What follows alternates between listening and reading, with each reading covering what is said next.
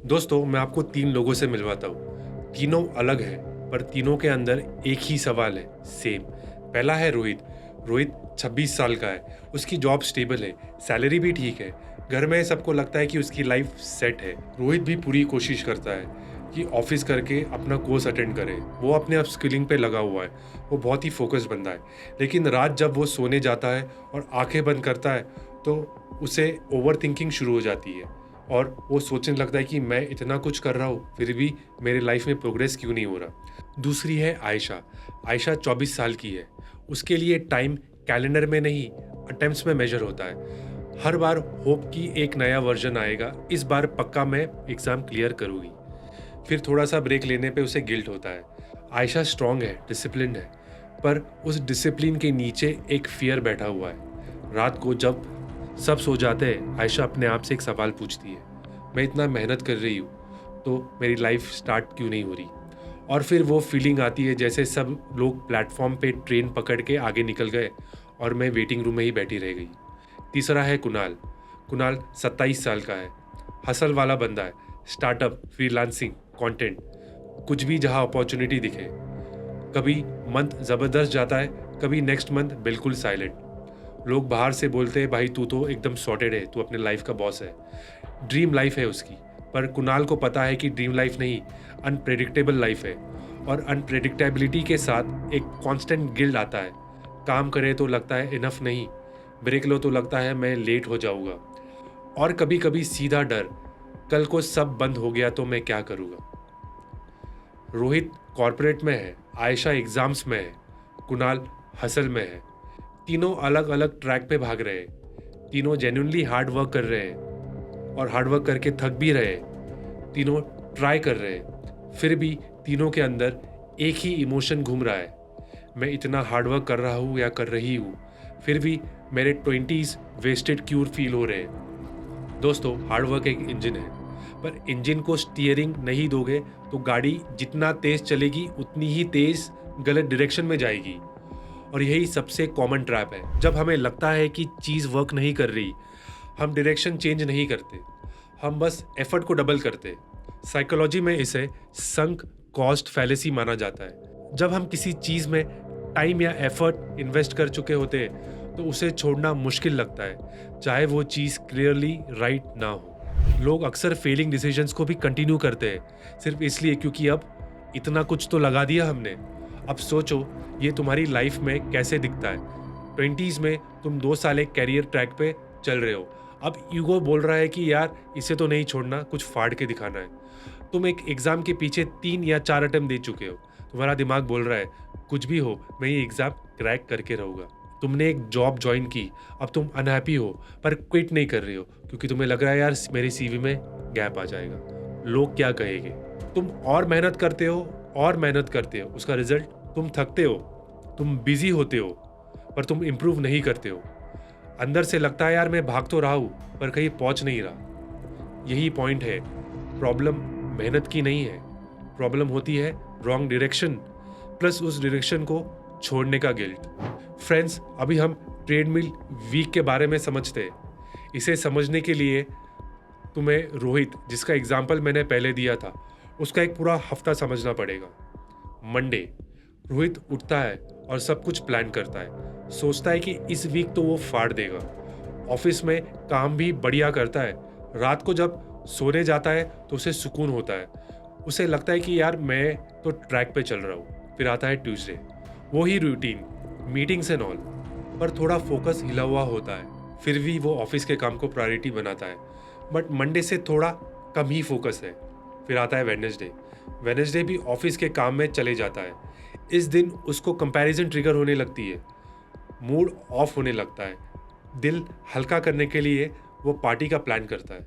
रात को पी के आता है और सो जाता है। फिर आता है थर्सडे, थोड़ा हैंगओवर में है बट ऑफिस जाना ज़रूरी है। आज जैसे ना तैसे करके ऑफिस का काम वो निपटा देता है। उसे थोड़ा गिल्ट भी होता है, उसे अपस्किलिंग के लिए टाइम नहीं मिला, इसलिए ऑफिस का काम छोड़ के वो अपना काम करने लगता है ऑफिस में ही। Now he feels happy.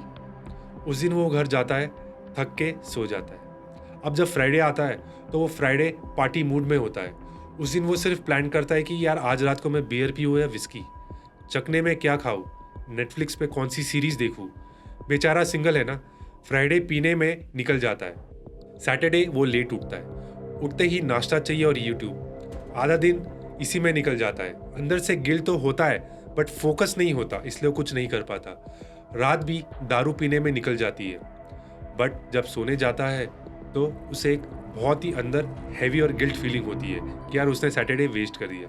Sunday को वो ड्रेडेड फील करता है, शाम होते ही चेस्ट हैवी होने लगती है, मंडे का थॉट आने लगता है, माइंड ऑलरेडी उसका टायर्ड हुआ होता है। और संडे नाइट को वो फिर प्लान करता है, फ्रेश वीक, फ्रेश प्रॉमिस और फ्रेश मंडे। रोहित का वीक सुन के क्या लगा? रोहित का कैलेंडर फुल है, उसकी लाइफ भी सेम है। वो बिजी है, पर बिजी का मतलब प्रोग्रेस नहीं होता। प्रोग्रेस का मतलब होता है कि आप ट्रैजेक्टरी चेंज करो, टेंजिबल आउटकम्स को मेजर करो। बिजी का मतलब होता है कि आप सिर्फ एग्जॉस्ट हो रहे हो। आखिर हम इस ट्रेडमिल पे चढ़ते ही क्यों है? क्योंकि ट्रेडमिल हमें सेफ लगती है।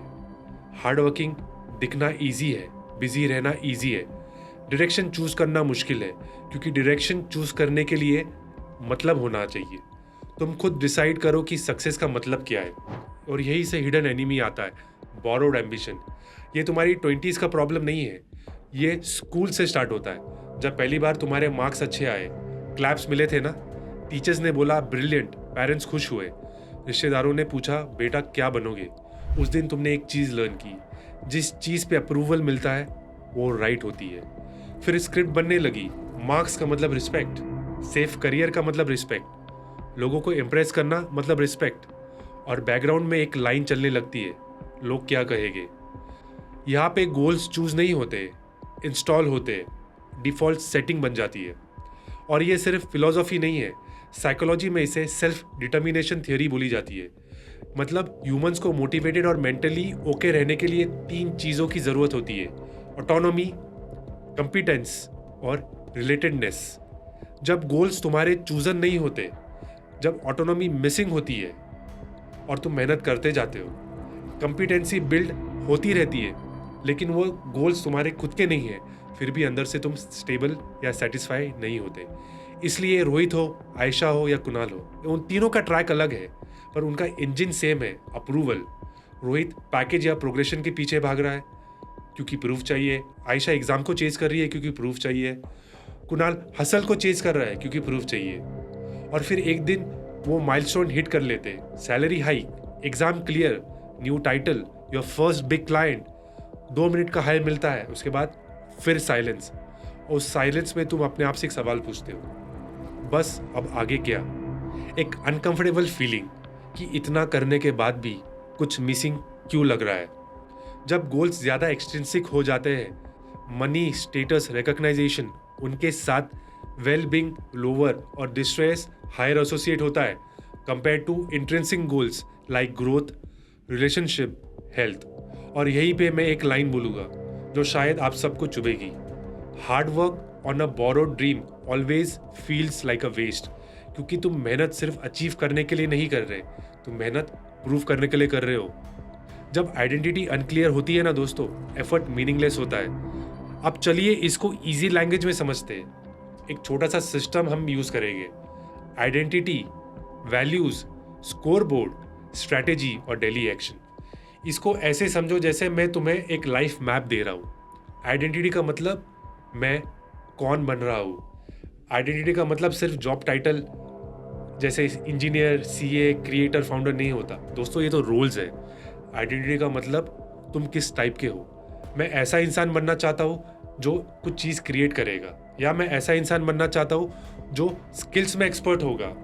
मैं ऐसा इंसान बन रहा हूँ जो फ्रीडम चेज करना चाहता है, या मैं ऐसा इंसान बन रहा हूँ जो फैमिली स्टेबिलिटी को सबसे ऊपर रखता है। एक सिंपल एग्जांपल से समझो, तुम एयरपोर्ट पे हो और तुम्हारे हाथ में 5 अलग फ्लाइट्स के टिकट है। अगर तुम डिसाइड ही नहीं कर सके कि तुम्हें कौन से फ्लाइट में जाना है, तो तुम पूरा टाइम गेट गेट भागते रहोगे। एफर्ट बहुत लगेगा लेकिन कहीं पहुंचोगे नहीं। आइडेंटिटी वही डिसीजन है, मुझे कौन सी फ्लाइट लेनी है। जब ये क्लियर होता है ना, तब दिमाग को एक डायरेक्शन मिलता है। दूसरी है वैल्यूज़, मेरे रूल्स क्या है। आइडेंटिटी डिसाइड करने के बाद नेक्स्ट सवाल आता है, मैं किस चीज़ के बिना जी नहीं सकता, मैं किस चीज़ को सैक्रिफाइस नहीं कर सकता या नहीं करना चाहता। ये तुम्हारे वैल्यूज़ है, जैसे फ्रीडम, मैं ऐसी लाइफ नहीं जीना चाहता जहाँ सब कुछ हो, पैसा हो, पर मेरी लाइफ पे ज़ीरो कंट्रोल हो। हेल्थ, मैं सक्सेस के लिए अपनी हेल्थ कॉम्प्रोमाइज़ नहीं कर सकता। फैमिली, मैं ऐसी लाइफ नहीं जी सकता जहाँ पे मेरे पास सब कुछ हो पर मेरी फैमिली के लिए टाइम ना हो। मास्टरी, मुझे डेप्थ चाहिए, सिर्फ सरफेस लेवल का नॉलेज नहीं। एक एग्जाम्पल से देखो, एक स्टूडेंट के लिए मार्क्स सबसे इम्पॉर्टेंट है, उसका सबसे वैल्यू वो करता है। दूसरे के लिए learning plus mental health important है। दोनों पढ़ाई करेंगे पर दोनों के स्टाइल अलग होंगे। दोस्तों भी एग्जाम्पल से समझते हैं। एक स्टूडेंट है जिसके लिए मार्क्स ही सब कुछ है और दूसरा स्टूडेंट है जिसके लिए marks, learning plus mental health important है। दोनों पढ़ाई करेंगे पर दोनों का स्टाइल अलग होगा।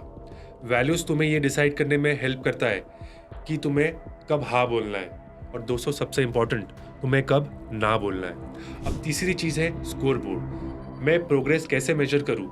अब मान लो तुमने आइडेंटिटी और वैल्यूज़ डिसाइड कर लिए। नेक्स्ट प्रॉब्लम ये होती है, तुम प्रोग्रेस गलत चीज़ से मेजर करते हो। फॉर एग्जाम्पल, तुम क्रिकेट खेल रहे हो, रन्स बन रहे हैं, लेकिन स्कोर बोर्ड पे बास्केटबॉल के पॉइंट्स शो हो रहे हैं। तुम बोलोगे स्कोर बढ़ ही नहीं रहा, मतलब मैं बेकार ही खेल रहा हूँ। जबकि रियलिटी में तुम सही गेम खेल रहे हो, लेकिन स्कोर बोर्ड ही गलत है। 20s में यही होता है। तुम फ्रीडम वैल्यू करते हो पर सिर्फ सैलरी देख के प्रोग्रेस को मेजर करते हो। तुम मास्टरी चाहते हो पर सिर्फ लोग क्या कहेंगे स्कोर बोर्ड से खुश हो जाते हो। तुम हेल्थ चाहते हो पर सिर्फ प्रमोशन देख के खुद को सक्सेसफुल बोलते हो। तो स्कोर बोर्ड सिंपल और सही होना चाहिए। जैसे स्किल्स, इस महीने मैंने 20 घंटे डीप प्रैक्टिस की। आउटपुट, इस वीक एक प्रोजेक्ट या वीडियो बनाया। हेल्थ, 4 दिन वर्कआउट किया। मनी, इमरजेंसी फंड के लिए पैसा जमा किया। रिलेशनशिप, वीक में 1 या 2 रियल कॉन्वर्सेशन हुए।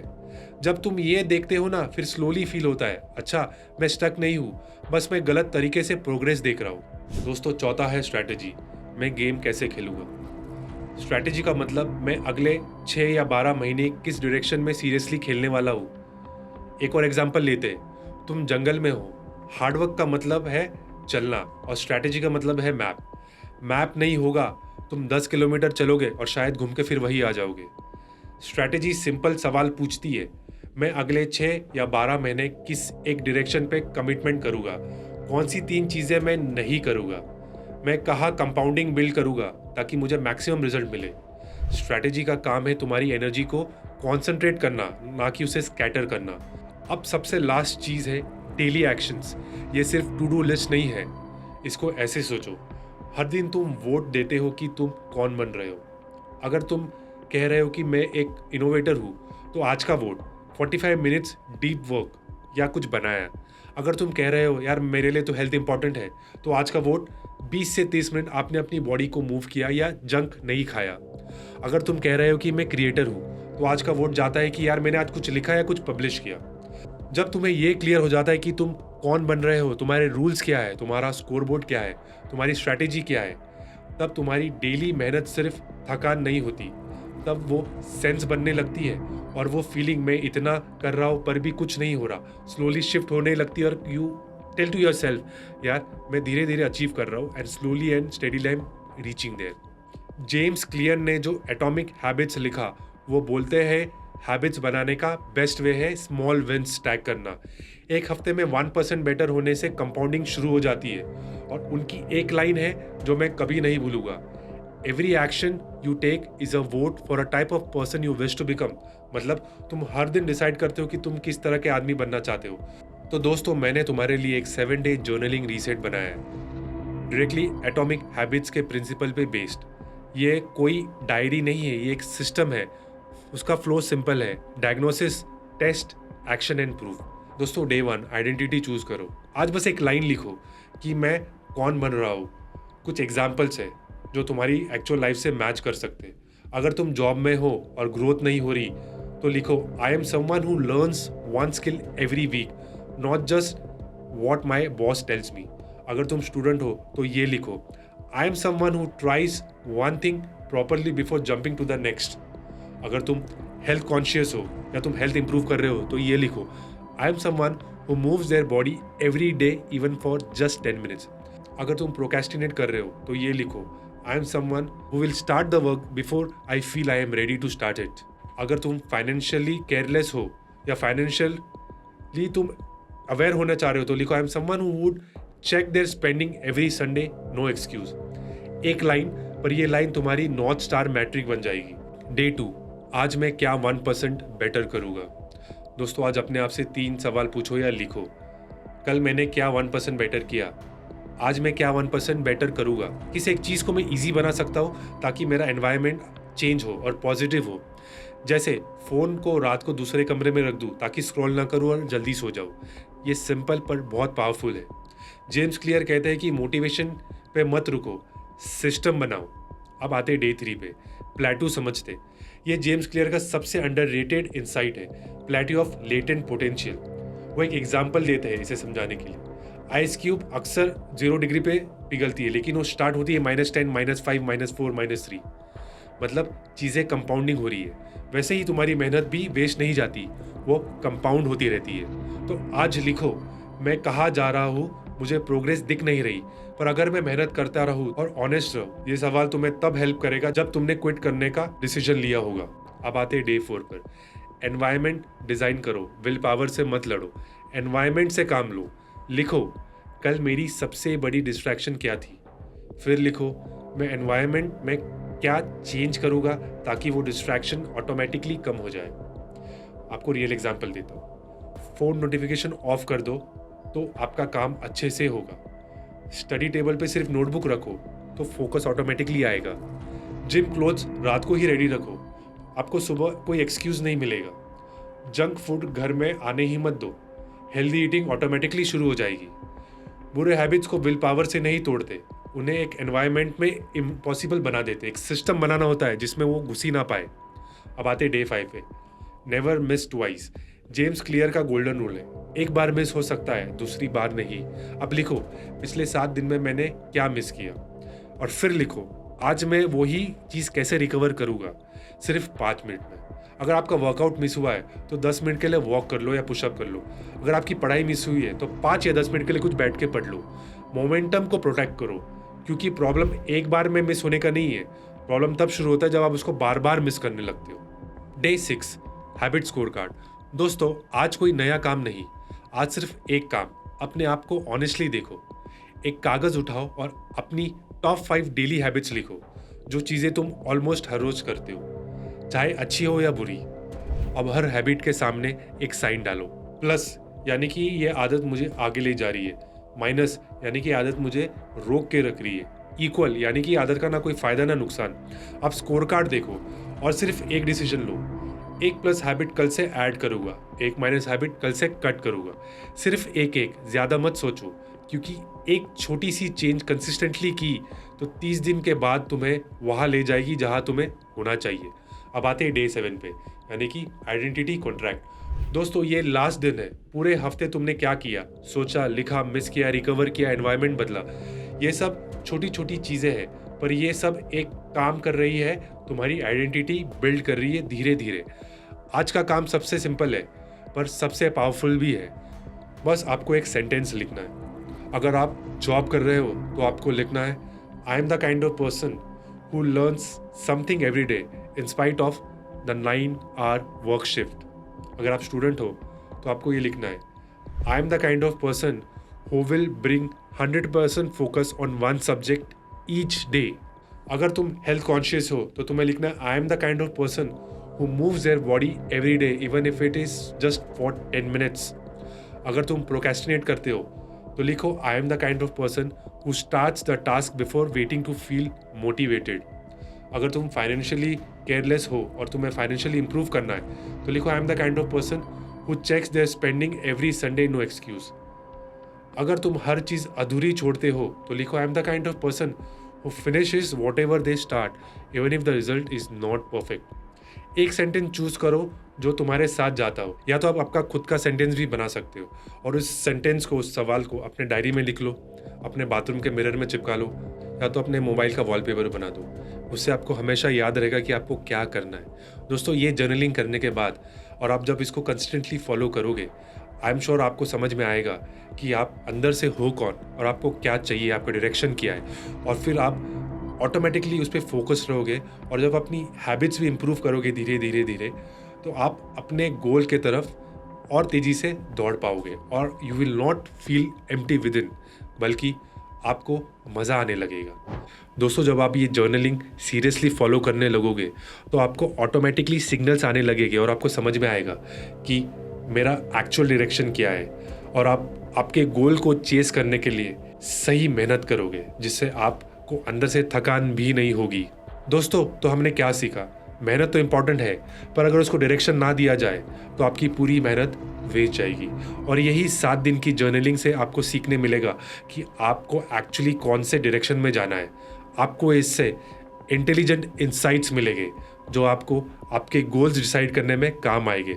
उसके बाद आपको आपकी मेहनत करने में भी मज़ा आएगा और अंदर से जो एम्प्टीनेस फील होती है वो भी नहीं होगी।